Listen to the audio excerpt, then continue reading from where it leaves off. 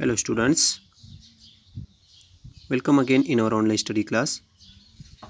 In the last videos, we learned about the effect of British rule, and in it the first point only, that is British and Maratha, and in it we learn about the three wars that were fought between Marathas and the Britishers during 1774 to 1818. And this first war in the year 1782, this war came to an end after the Treaty of Salvay. Right, now we will go ahead, that is subsidiary alliance. Subsidiary means we can say the supporting, or they are going to help, supporting alliance. And in it we have to learn about what is subsidiary alliance, what is subsidiary, and what were the what was the effect of the subsidiary alliance on Indian politics. Now we will go ahead. In the year 1798, Lord Wellesley arrived in India as Governor General, and when he came to India as a Governor General, what was his main objective? His main objective was to establish the British domination all over India, with the objective to establish the British domination over India. In the year 1798, this Lord Wellesley arrived in India, and when he came to India, the very first thing he started, for this he signed the subsidiary alliance. Subsidiary alliance means in it the Britishers will help you, the British military will help you with many Indian rulers. And when he came in India in the year 1798, he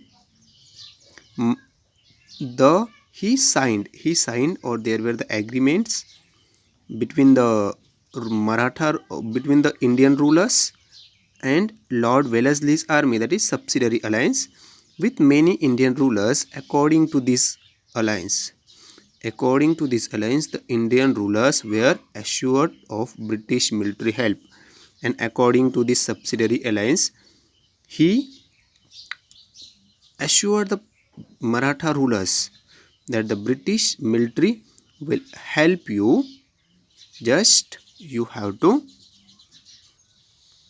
but British military will help you, but some terms laid on them, but the Indian rulers has to sign some terms and conditions before going to sign this subsidiary alliance.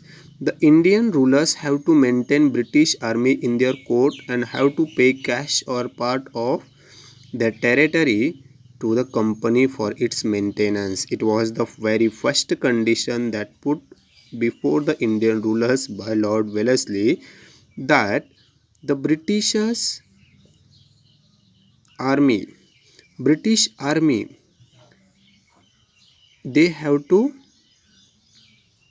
pay cash or part of their territory to the company for its maintenance. According to this treaty, the Maratha rulers has to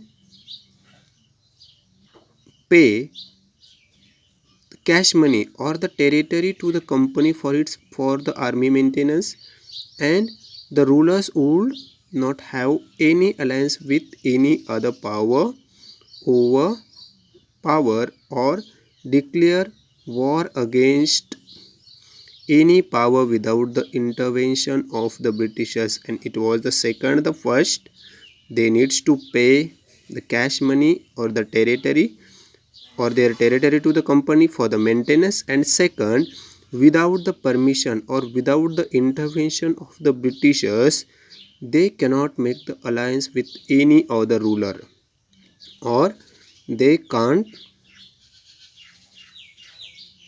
fight with them, or they, without the intervention of the British, the ruler would accept the British resident in his state. Some Indian rulers accepted the system and lost their freedom, and these conditions they put over the Indian rulers, and some of the Indian rulers they accepted all the conditions, and the third condition was that the ruler has to give the permission to the Britishers to to live or to reside in their state.